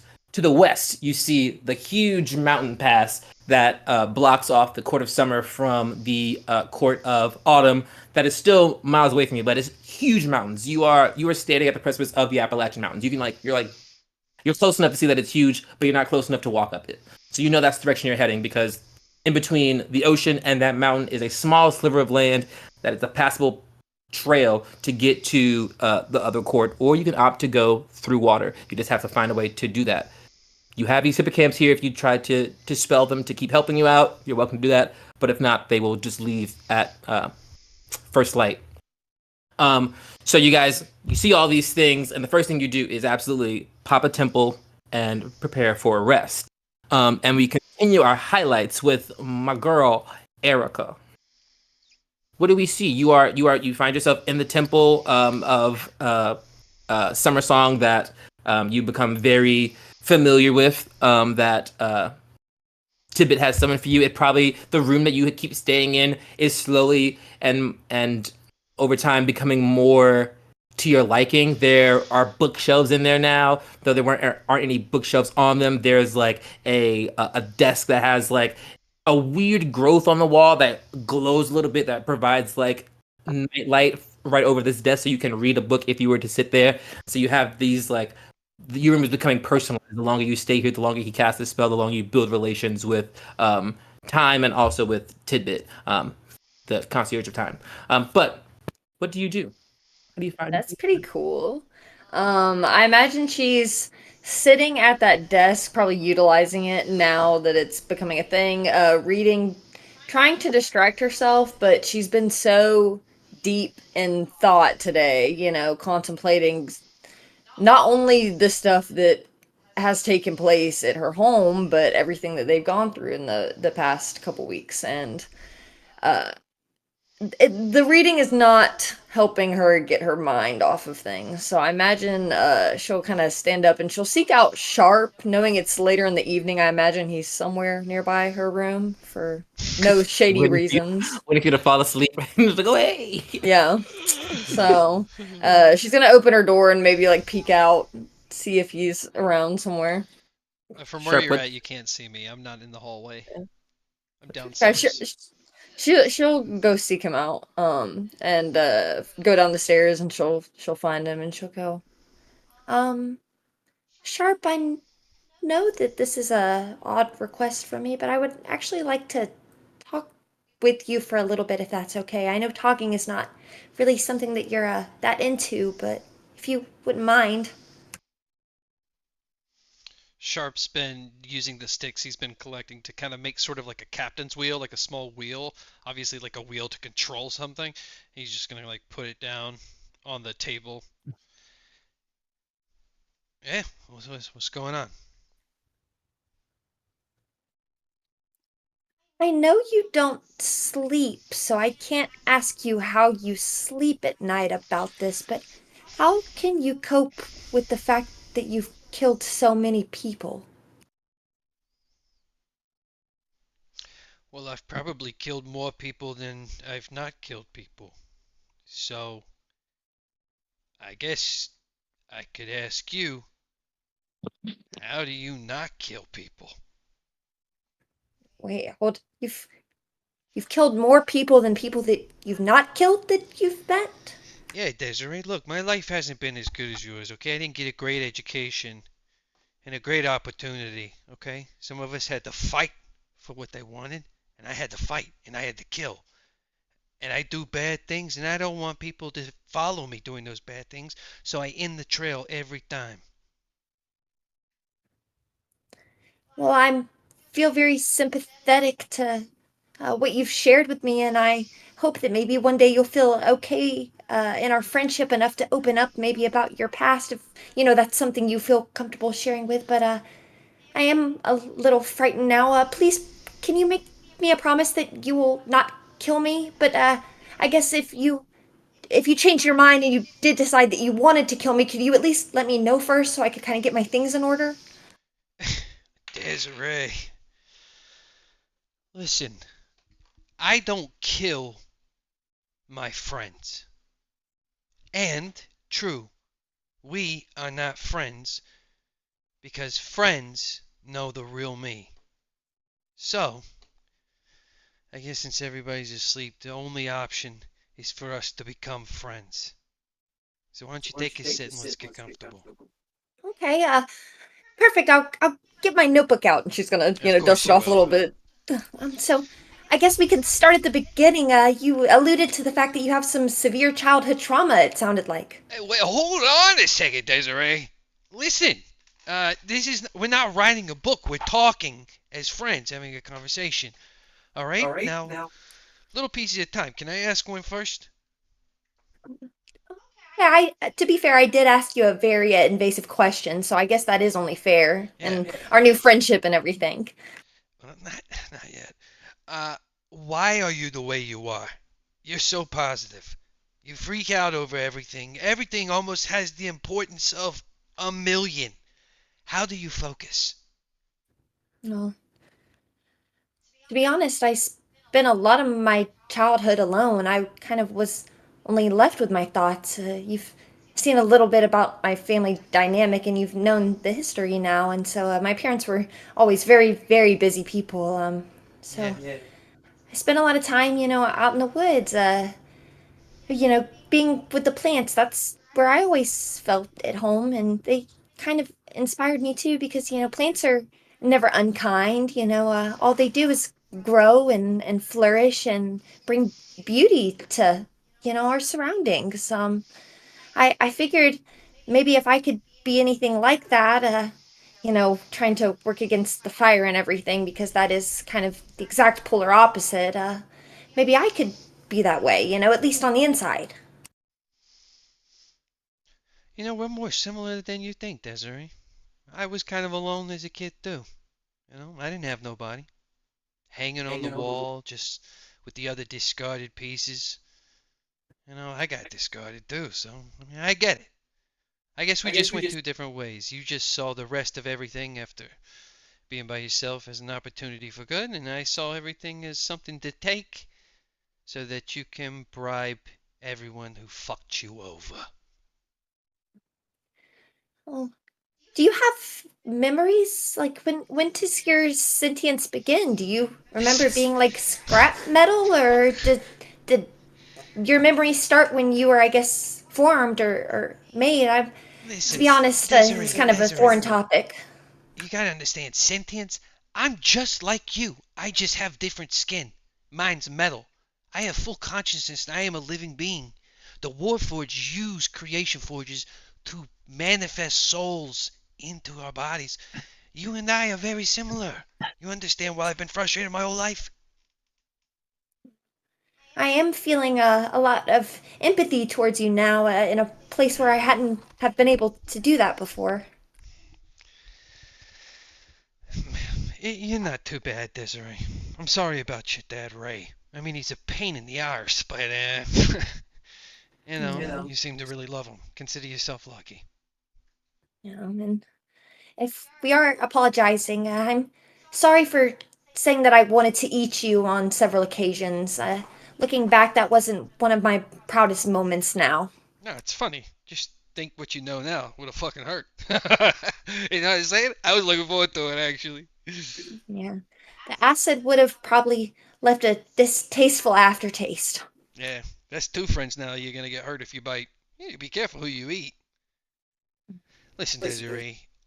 I guess, am I next? I think I can just use mine. Yes, you're next. You can use it. Yeah, okay, I'll just use mine then. Listen, you want to know something? My name is not Sharp Cheddarfield. Well, I don't really have a name, but as early as I can remember, the name I've given myself is Null. And how do you spell that? I promise I won't write it down right now, but You can just fucking write it down, Desiree. I know it's gonna kill you if you can't write it down. Just write it down. All right? thank you. Null. Null. It stands for not useful, left languishing. I added the last two. The first two were on a sign that was stamped across my forehead when I was put on the fucking wall. That was quite unkind of them. I can think of a lot of better words that start with an and you that they could have used, like nice and useful. Yeah, well, they didn't think so.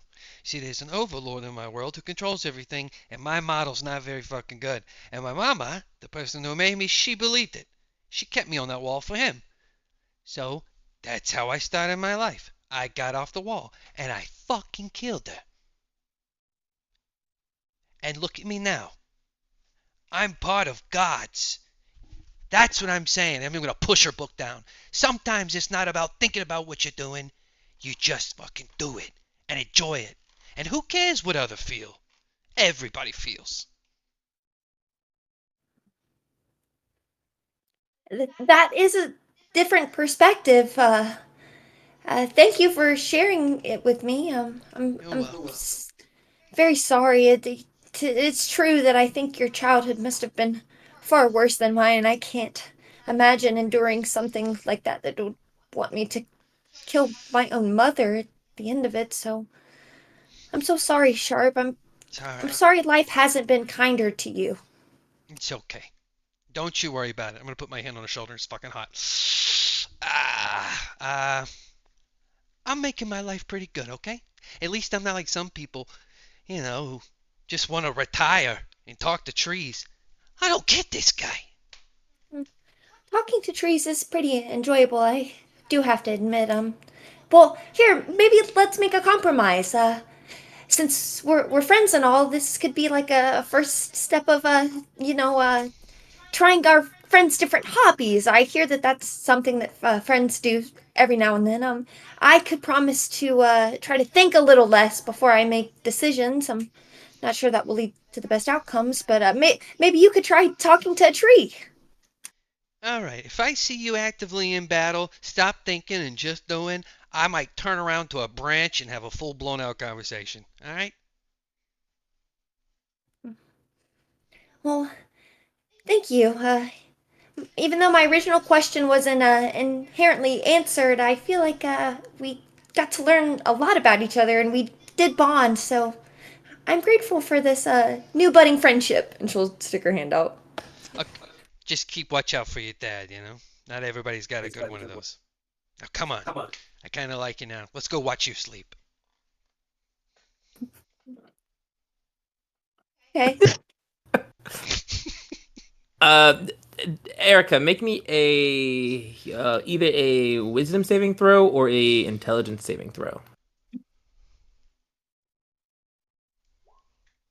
That was a 22 with an intelligence save.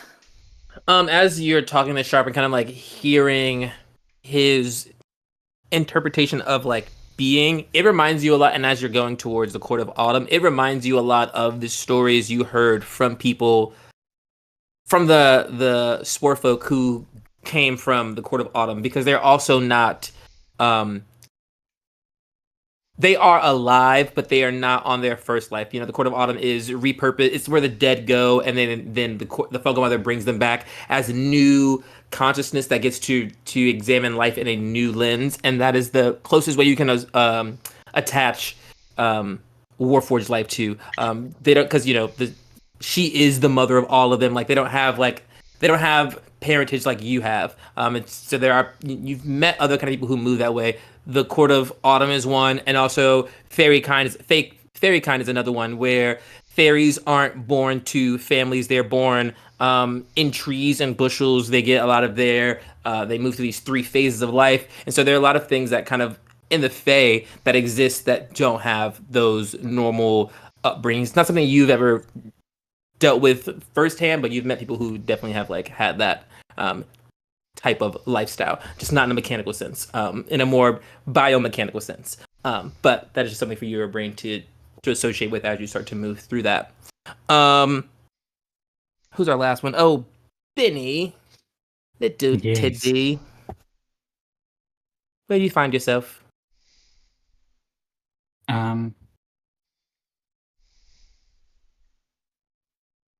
think Tidbit's gonna kind of get everyone's attention right before. Just have a little gather moment. Okay. If I could just have everyone's attention for a brief moment. It has come to Tidbit's attention that we are perhaps not as prepared as we could be to accomplish this task. Yeah, Would you maybe agree with that? Yeah, very much. Well, Tidbit has found a small solution. And you see, Tidbit was set out on this path, this journey to join you all by Sir Irva and Summersong. Because it's chosen one. Yes, we know. We have also all been given gifts distributed among you by Summersong and Sir Irva, but it has occurred to Tidbit that in order for our chances of success to really, really be good and certain and true, that perhaps the rest of you should also become believers of Sir Irva and Summersong. I'm going to bed. That might be okay. I don't know if you have a soul. Whoa. I've been questioning that too, Tidbit. Tidbit, whoa. All right, don't think I'm not wanting to do this whole knock at your door, ding dong. Have you heard of the word in this book? I just don't like that part, okay? We have to go after each other's souls, all right? Look, we have a good relationship, all right? I'm just like you. If you were to embrace Summersong and Sir Irva into your own heart, we might get some blessing or... Let me ask you a question then about Summersong, this guy you love so much, all right? Oh, yes. He put you on this mission, yeah? Mm-hmm. All right. Probably. As he said, we're going to win? Because he can see everything? Oh, that would be useful if we knew ahead of time. Well, not as such. Right. But I am quite certain that I individually can do no wrong. So inviting you to be part of his faith must be correct. Right. Finding him useful. But what useful time stuff has he told you to help you so far? Oh, well, I'm afraid that's only for members of the Order. Anybody else buying this? Well, I mean, aren't we? I mean, I feel like we're all technically members of the Order already because since we don't believe and still got gifts, like, clearly still likes us. Right. Consider us outsourced. Perhaps he Yeah, felt and look, we that, didn't even have to believe to receive. Yeah, well, I'm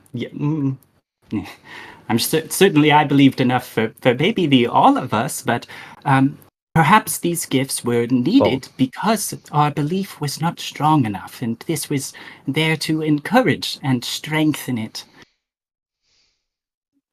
I see how much Summersong means to you, Tidbit, and if it would make you happy, I would have no problem giving a piece of my heart to him, as you said. I would do that for a friend. Not That's the whole one. thing. That's what. Perhaps you need a demonstration of his awesome powers. Yes, let's see some time reversal. That would be great. Specifically in the future, if it's possible. 5 minutes after this pitch. Okay, I have a good idea. Okay, let's all go outside. Okay. Okay. Just right out this way. Okay. Hey, come on, and I'm just gonna walk on out. You guys want to come with me? Yeah, we're coming with Yeah. you. Desiree's definitely following. Okay. So the temple. You see the temple, right? Mm-hmm. Now watch this. I'm going to go inside and close the doors, and then only believers will be allowed inside. All right, let's try that. Does it disappear or does it stay? Okay, it so stays, I'll it's start just locked between non-believers. Sylvie audibly laughed. Let Still that be there. known. That was Sylvie. I'll start a fire. No! We're not camping Earthside. Desiree will go try the door. I'll go try the door since I said that. Let's see if it opens. Yeah. See how this door lock works. I was gonna say I need some mechanics to know it does actually block people out.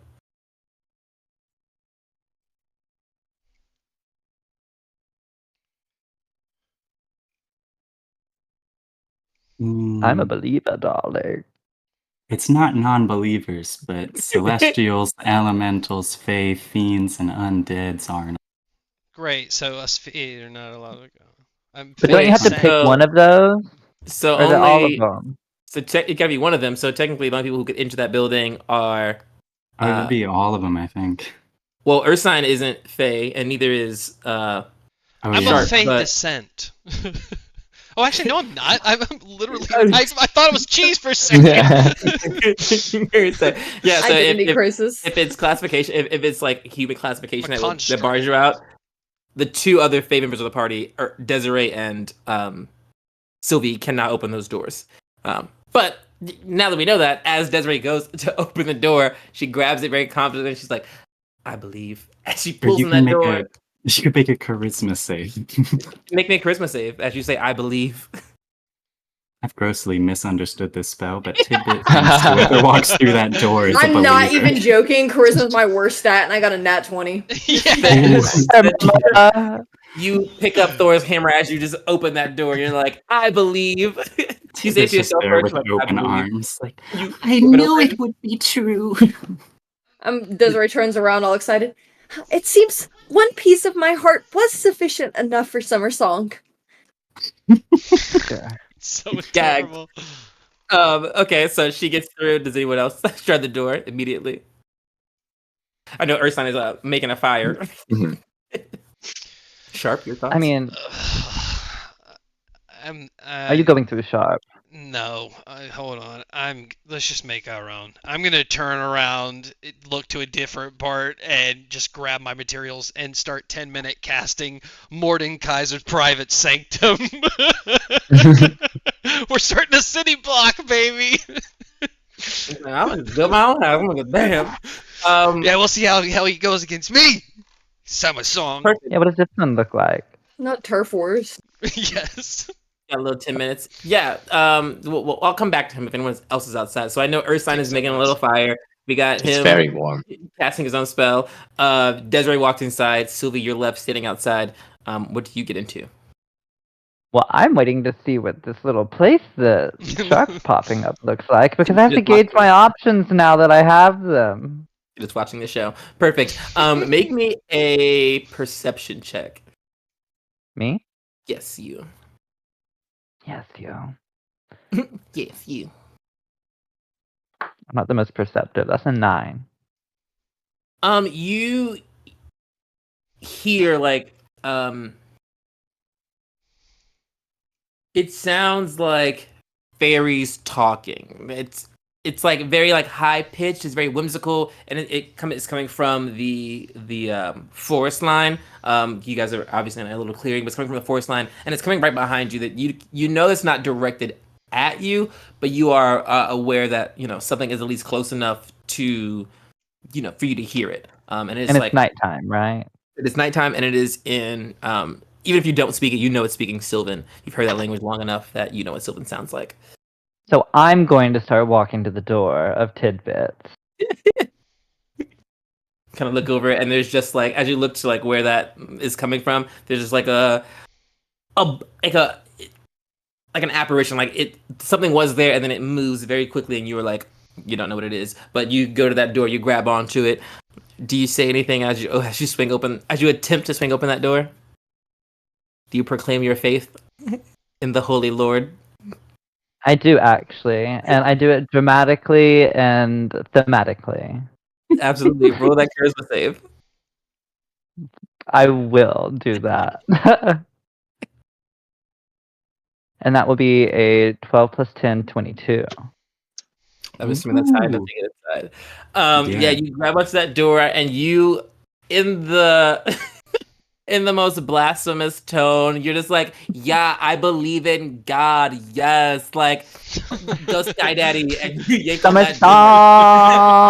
Like, yes, time. Like I'm believing this whole time, and you grab that door and you pull it, and there's almost this moment of like you pull the door and like nothing happens, and then you like put that shoulder into it, and it's like one of those really heavy doors that just like you pull it and it's like you hear the air like pushing through it. This is not the drama that happened when Desiree grabbed that door. It was like that door was a piece of plywood. She just like swung it open. You're like, you grab it, you huff it, but it and you open and you see Tidbit standing there, open arms, his poisonous arms just waiting for you.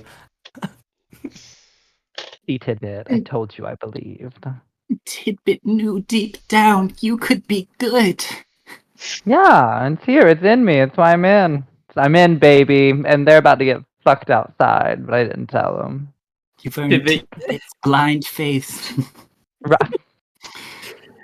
Tivit, for a moment, you see the flickering lights of Ursine, like making a campfire outside in his lonesome. It's him and his blights. So it's like, we're camping outside. We're doing it. And you also see the whirlings of magic as you see Sharp is getting up to something, but that door closes before you can get a picture of it. But we, the audience, get to see a beautiful image as Sharp, no pun intended, erects a second home to stay into, instead to stay inside of. So, what does your Mordekainen's mansion look like? All right, Okay. so this actually isn't a building. This is actually just an area of magical effect that is badass. But so, what does the land look like? Because I'm choosing a spot of land to engulf in a magical protection. Yeah, you guys always end up finding these like clearings. I don't want to say they're circular, but they're like things that someone camped here at some point and just hasn't grown back in that time. But the only thing that is there is the temple to Summer Song, the small fire that Ursine is making, and then whatever you are crafting in that space. All right, I'm gonna try to walk like 50 feet away. No, actually, yeah, like 50 feet away, and like some nice tree brushes or stuff. As I'm casting this, I'm like ripping pieces of leaves off and pieces of wood, and just kind of looking back at Ursine, just like ripping the branches and kind of making myself like a nest chair where I can kind of see out, because I imagine the beach is like in between some trees somewhere, so I can get a good view as I'm like muttering and casting this magic, and just this magical light appears 50 feet up in the air and just kind of domes down in a giant cube, just kind of round top and then cube sides, right at the edge of Ursine and right at the edge of the temple, and just slowly the walls fill with like a misty green until the whole thing is just covered in smoke, and until it's over. Sound can't go through, you can't be warded inside, no divination spells can sense it, you can't be targeted by divination spells, nothing can teleport in or out, planar travel is blocked within the warded area, so it's like pretty blocked. Perfect. Ursine, you are sitting there kind of like getting your fire together. You got the sticks and the flint. You're like you're kicking it old school. You're like teaching the boys how to rep it on the earth. Next to you there is a Hilton hotel that has been erected that kind of follows you, and then you hear a weird mechanical ticking, almost like almost like Sharp is like setting something up. You can hear that tick tick tick tick tick tick, tick. And it happens for kind of a long time before you actually like look over as you're making your fire. And whatever the sounds of machinery and technology sounds like to you starts to fill this space momentarily as this like light kind of shoots up, and like they are not actual gears. There's no actual machinery happening, but it is the imagery of that as Sharp starts to do magic as an artificer and also as a warforge. It is just everything is being put into its place to get to the desired outcome that he wants, which is warding, protection, all the things he listed. And the environment is just he is willing the environment around him in this space to do those things. And so sound shuts out. Only thing you can hear is the ticking of, it's like being inside of a clock. You just hear the ticking of, you don't hear this, you're on the outside of it, but you hear the ticking of a clock, and you see these technically three things opposing each other. You see this cleric temple. It is old magic. It is divine. It is opulent. You have your nature magic. You are roughing it. You are of the land. Like everything you need is there. And then there is this mechanical superimposed reality that has been layered on top, very Warforged energy, as you have nature, divinity, and machines. I don't want to use the word cohabitating, but definitely occupying similar spaces in this weird, like, here's a door, and then it's you right here being like, I'm just gonna put a fire right here. I'm not picking sides. It's a great time. And you watch all this happen. And then it goes from the loud ticking mechanical noises and whirls to absolute silence as it finishes the spell. And you're just kind of, your fire is sitting there. Do you opt to stay outside, or do you? Yeah. Ursine mutters to himself, "City folk," and and he starts cooking some fish. Perfect. Anyone else? Did you do anything in these last times before you take a nice rest? Resting. Going once. Actually, going I would like Oh. to coax all of our, what are our water horses called? Oh, hippocamps. Hippocamps. Yeah, I'm gonna coax them all into the temple. They better be believers. Oh my god. Yeah, They are. you go outside, you go in back inside the temple, and you have this realization you want to go back out and get them. As you open that door, you are met with a a forced silence. Like there's like you can feel the magical energy that is like maybe 5 feet in front of you. You can feel that this area is warded. You don't know what's caused it. You know that Sharp has done this. You cut your eyes to the right and you see our friend Ursine and his blights is kind of sitting around a fire, roasting marshmallows, doing Boy Scout things. To the left, I'm singing songs. I'm singing songs with my boys. outside of singing songs, is the only thing that is cutting through the silence that is this area. But you can absolutely find the hippocamps and try to coax them in. If you can make me a animal handling seems to be the easiest route, unless you're gonna do some magic about it. I mean, I was gonna cast friends, so I just give off a friendly aura to them as well. Now, listen. We've already used animal friendship in this very episode, so we know there are two different spells here. They are. I'm just giving good vibes. You're welcome to tap it. into some weave work and try to do what you've done with others on a smaller scale. Try to augment your own magic for your personal purposes. Yeah. If I could do that, and like the way I'm picturing me coaxing them in as like a little fairy, like I'm definitely I feel like this is a performance I'm putting on because I can't communicate with them verbally. I mean, I can of course try to, but I don't know that they'll understand me. So I'm like also going to be like, friends with the good vibes, and then druid crafting like little things for like shows to kind of like entice them a bit and like lure them to the house and like make it like a friendly show of things in order to just like, come on, like, you want to like vibe. There's a whole pond in there. There's a well, little We swimmy got swimmy. seaweed. Yeah, little Perfect. nibble nipples. You have augmented versions of the requirements for this coven casting. You have two spells and an anchor. The anchor being performance, the spells being druidcraft and friends. You have stated that your goal is to create a animal friendship kind of vibe. I just need you to roll me a magic attack at disadvantage, because doing this by yourself is not something you're used to. That part. Where's my other d20? I'm supposed to roll that 20. Oh, it's right here. What am I adding?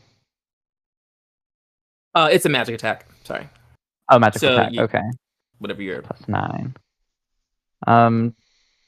Dirty 20 and a 21 was what I rolled. nice. You get out there, you start doing your weird dance thing, and then you start to cast friends as you're also simultaneously attempting to cast druidcraft, because you want to shape the intention of this friendship and also layering in this natural magic. I think that two things that you've not touched. Being nice and caring about things are not things that Sylvie's ever done or needed to do. part. But her friends have taught her that there is power in being nice. And so you're learning how to add that into your wheelhouse, and you successfully do so as you I can give you the mechanics of it. Instead of being able to cast, animal friendship is on a AoE effect. You're picking the 4 hippocamps that are here, and you are friending them specifically. And they do know you.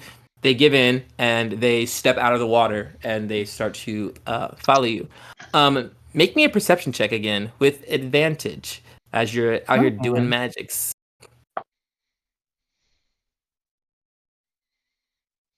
Better. So that was a 17. 17. And it's fair to say that you have turned on your funky eyes so you can detect magic, just help you tap Detect into magic. Anytime I'm in the Fae at night, let it be known. I'm detecting magic because that shit is sus.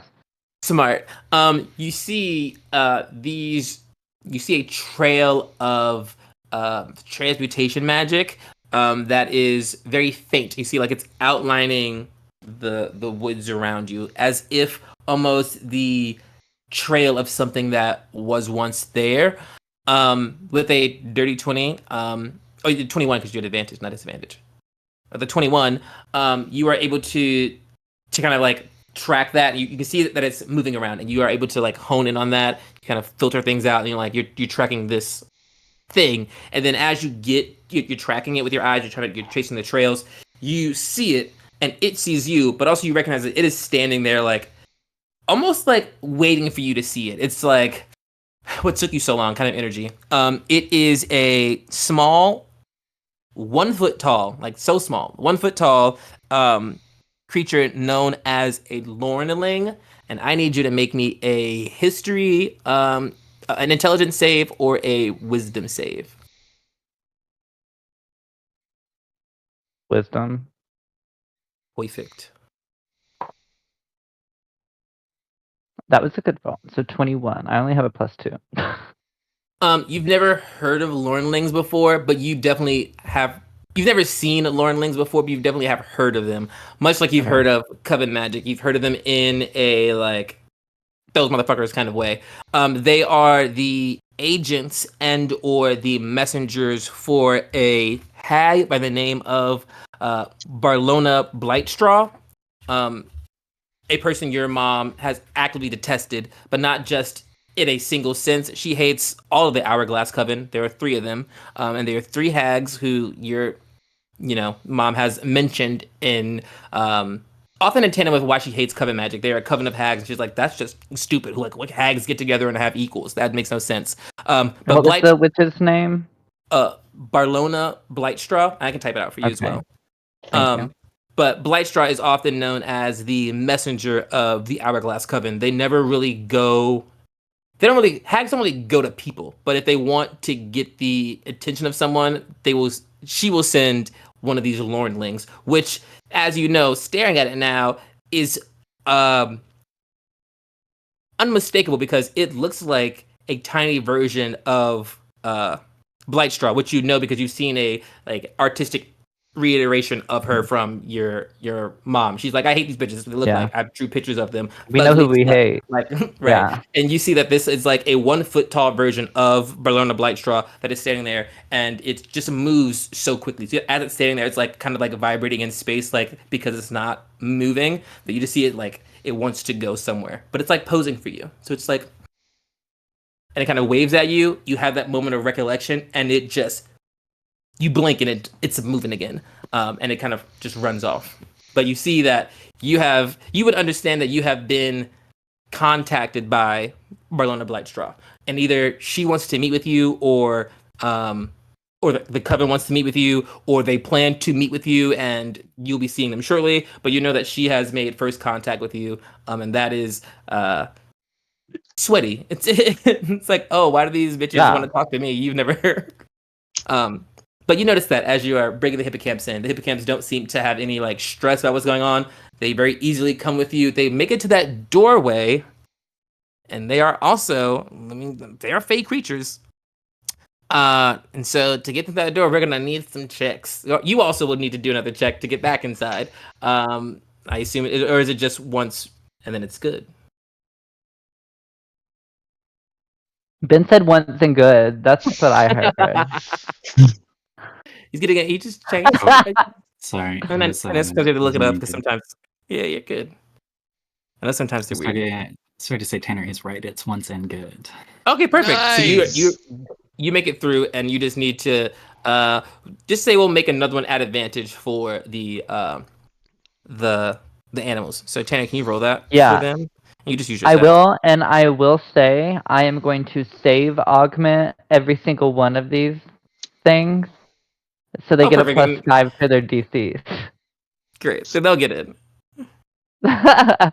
As they start to walk by, you open the door for each of them, and you just do some, like, you just pet their head or something in some inconspicuous way of hitting them with an augment, so that way they can move the door, even if it's a weird thing, because you're just like, these hoes don't believe in nothing. Like, what? Literally. So you just get them the door, but also you don't believe, so you're like, how real is the spell?